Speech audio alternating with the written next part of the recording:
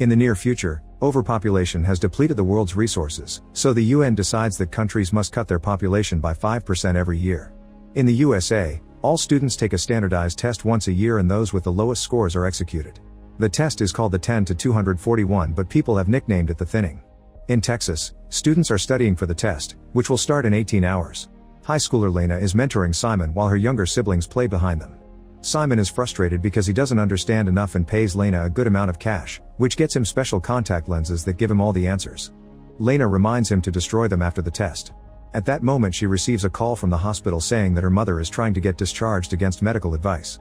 Lena asks the doctor to buy time and rushes to the hospital with her siblings, where her mother has already signed all the discharge paperwork. The doctor pulls Lena aside and turns down her money, revealing her mom has gotten worse and no treatment will help her now.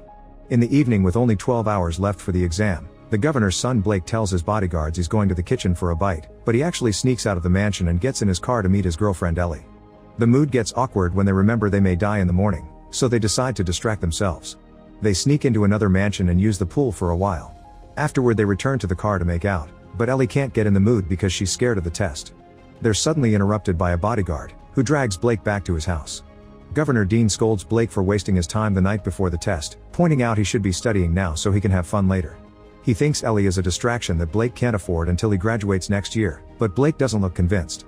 Dean gives him a hug anyway. 3 hours before the test, guards in black surround the school with fences, barbed wire, and cameras. They also patrol the perimeter to make sure nobody runs away. Simon arrives early and another student accidentally bumps into him, causing him to drop his contact lenses. He tries to find them, however a guard tells him to keep moving. As the students arrive, they share a sad goodbye with their parents, then the guards check their bags and scan their bodies to prevent any cheating tricks. Blake approaches Lena and asks to buy the special lenses, but Lena tells her she already sold the last ones. At that moment a guard finds a student with invisible answers painted on his arm and the boy immediately runs away. This is the first time someone makes it past the guards, so Lena's friend Kellen hacks his father's account to access the street security footage, watching how the guards surround the guy and catch him with a net. Then Kellen makes a copy and sends it to a reporter. Once everyone is inside, the guards put the school under lockdown. Then the students go to their respective classrooms and Miss Birch tries to be as comforting and encouraging as possible, telling them there's always a chance. Mr. Glass reminds them of the rules. They have 2 hours to finish the test, their eyes must never leave their tablets, and all grades are final. At that moment the test finally begins and everyone concentrates on answering the questions on the tablet, but it's clear many of them are struggling. When the test is finally over, the students must drop their tablets and the guards immediately go over the results in their computer. The conclusion arrives in just a matter of minutes and the teachers are heartbroken to read the list with the lowest scores. With each name mentioned, the guards take the student away, dragging them away when they try to resist or even beating them up when they try to escape. Blake, Kellen, and Lena passed, but Ellie didn't and she's taken away. The students are allowed to have a break and Lena sees Simon is also being taken away. A desperate Blake calls his dad to ask him to save Ellie, but Dean refuses to play favorite since the law is the same for everyone. Furious, Blake pushes a bunch of people to reach the guard, pushing him too before grabbing a fire extinguisher and hitting him with it. Then he jumps on the second guard and wrestles him while telling Ellie to escape. She immediately runs away but the other students block the corridor and the guards catch up to her, taking her to her death while a screaming Blake is dragged away. A year passes and the next test will be in 24 hours. Sarah can't handle any more studying and goes to see Glass, who agrees to give her a good grade in exchange for doing the dirty with her. Meanwhile Birch visits Lena and her siblings, who recently lost their mother. Birch has brought food and offers her support because she knows the little ones are having their first test this year. On her way home, Birch sees Sarah leave Glass' car. At the governor's mansion, Blake records a video on his tablet, saying that if someone is watching this, it means he's dead. 3 hours before the test, Lena takes her siblings to the school, quizzing them on the way to make sure they're ready. Dean tries to be supportive of Blake before he leaves, but Blake doesn't buy it and tells him to save it for his speeches. A bodyguard notices Blake dropping an envelope in a mailbox on his way to the school, so he steals it and takes it to Dean. Moments later, the school is put under lockdown and all the students take their seats. In the kindergarten class, the teacher plays an animated video full of propaganda that explains why the test is important to save the Earth. Other countries kill the elderly or restrict the amount of annual births, but the USA concentrates on keeping the smart people so it can be great again. Then the students are given the tablets and the test begins. Meanwhile Dean finds Blake's video inside the envelope and learns that he's going to fail the test on purpose so his father can watch his son die because of the system he defends so much. Dean immediately asks the bodyguards to bring Blake home, but nobody can leave the school after lockdown. After making his bodyguard leave the room, Dean calls Mason, the head of the school's security operation. In the classroom, Blake answers everything fast and wrong, allowing him to finish early. Glass finds this strange. In the kindergarten class, a kid raises his hand and asks for help, but the teacher refuses to assist him because a guard is watching. Eventually the time runs out and everyone puts down their tablets. This time the results are calculated by Mason alone instead of a group of guards. Soon the teachers start calling the names and the kid that asked for help is taken away. So is Sarah, who screams as she realizes Glass lied to her. Kellen and Lena's siblings pass and so does Blake, who doesn't understand what's happening. Birch cries as she reads Lena's name, not believing it because she's the best student in her class. Meanwhile Mason calls Dean to confirm he made the switch. A shocked Blake watches the kids being taken away and Birch runs to a guard, asking him to double-check the results since it's impossible for Lena to fail. The guards call Mason and they're told everything is fine, so Lena must leave with the others. As Birch says goodbye, she secretly gives Lena her keycard, reminding her there's always a chance. Afterward the school throws a party for the people who passed and Birch notices Glass flirting with another student. At the same time Dean is on a public event and his speech is played at the party. The whole crowd is cheering for him as he mentions all the things he's improved in the state and comments on how decisions are had to make but also necessary. He thinks the thinning isn't barbaric, instead he calls it innovation. Dean also announces his candidacy for president and a disgusted Blake leaves the party. In a private hallway, the failed kids are told to take off their clothes for decontamination and hit when they don't obey. Lena puts the keycard in her mouth to keep it hidden. Then they're given prison-like clothes and taken to another room where they're handcuffed to the chairs. Nearby, Blake reaches the corridor and pretends to feel very sick. When a guard checks on him, Blake jumps on the man and knocks him out with his own weapon. At the same time, Kellen gets into his father's account again and watches the failed students on the security camera, but it's too painful and looks away. After hiding the unconscious body, Blake waits for Mason to leave the control room and he sneaks inside.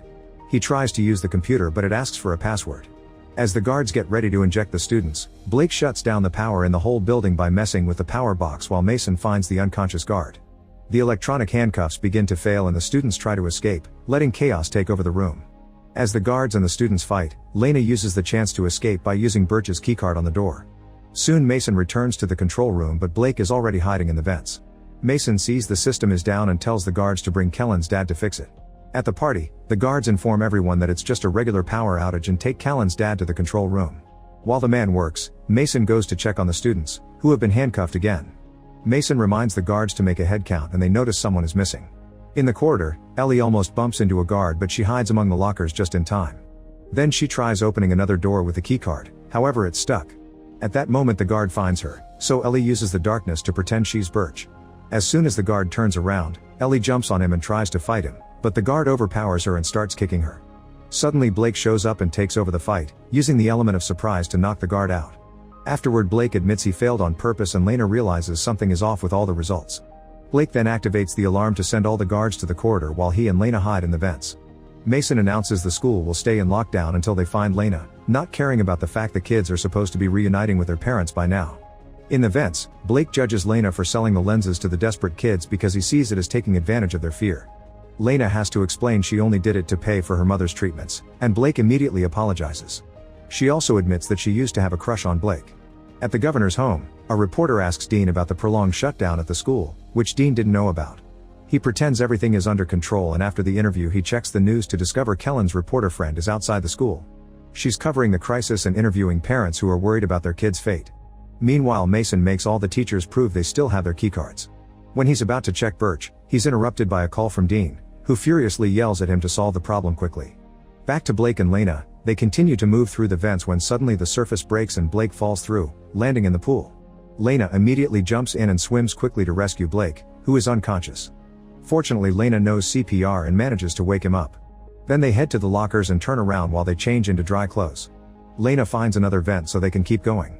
At the party, some students try to leave only for the guards to beat them up, so Kellen starts recording and sends it to the reporter. Minutes later, Lena and Blake reach the corridor outside the server room and the keycard falls from Lena's pocket. The guards hear a noise so Blake immediately covers Lena's mouth and they wait for the men to pass by. Thankfully because of the darkness they don't see the key. Next the duo goes to the science classroom, and this time the noise they make as they descend is definitely heard by a guard. Putting a few objects together, Lena makes a magnet rod to fish for the key. At that moment the guard arrive and starts pounding on the locked door, so Blake sends Lena back into the vents while he stays as a distraction. Blake tries hiding behind the desks, but the guard bursts in and quickly finds him. Soon only one of them is unconscious on the ground. In the vent, Lena waits for the guards to move and lowers the magnet. She manages to catch the key and raises it, only for a guard to suddenly grab it. However he also lets go of it and Lena realizes this is Blake, who stole the uniform from the guard he knocked out. Meanwhile, the guard from the previous fight tells Simon there are two teenagers on the loose and one of them used the name Birch. In another room, the teachers are still waiting. Birch pretends to flirt with Glass and steals his keycard. When Mason comes to check on her, Birch presents Glass' keycard as her own. The guards notice Glass is missing his key and he gets detained while the other teachers are finally allowed to leave. Mason starts beating Glass up as he asks where to find the escaping teens. Back to Lena, she takes the vents to the server room and tries using the computer, but the test program asks for Mason's password. She sends a message to Kellen, asking for help. At that moment, Kellen's dad finishes his repairs and the power comes back. Kellen gets Wi-Fi and receives Lena's message, so he replies with a video of Mason using his password earlier. Lena copies it and accesses the test system, first checking on her siblings to confirm they passed. Then she checks her own results and sees she got a 98% but still failed while Blake passed with 15%. The same happened with Ellie, who failed with a score of 88%. It seems Dean has been messing with the test results for a while. Speaking of Dean, he appears on a press conference and claims that Lena killed two guards after failing the test, but the guards are working hard to keep everyone safe. At the same time, Kellen sends his reporter friend the video of the guard beating up the students that try to leave, which immediately gets played on national TV. Lena guesses this is Kellen's doing and sends him some screenshots of the manipulated test results. Sadly, Mason finally sees her on the security cameras and raises the alarm, so she starts running. Mason and his guards quickly surround her and she tries to say she has proof she actually passed, but she gets arrested anyway. Meanwhile, Blake finds the room with the students and pretends he has orders to move them. The other guards find it strange since they weren't informed, so Blake has no choice but to trigger a fight. He barely manages to throw some punches before the guards surround him and overpower him too. At the party, Kellen receives the screenshots and he sends them to the reporter, who immediately appears live on TV to announce her discovery. She comments on how suspicious it is that a politician's son got a benefit from this, and at the mansion Dean's team panics. They think he should shut the mission down and let Lena go, but Dean says he has one final move. Soon Lena is handcuffed with the rest of the failed kids and the guards get the injections ready. Mason calls Dean to ask for authorization to proceed, but Dean stops him, saying that the list needs to be revised.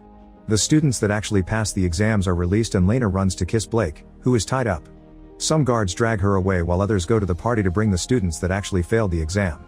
This includes Blake, who is also handcuffed with the others. One by one, the students get a mysterious injection and they pass out. Now the school is finally opened and the parents reunite with their children. Lena runs to meet with her siblings, who have been watched over by the teacher.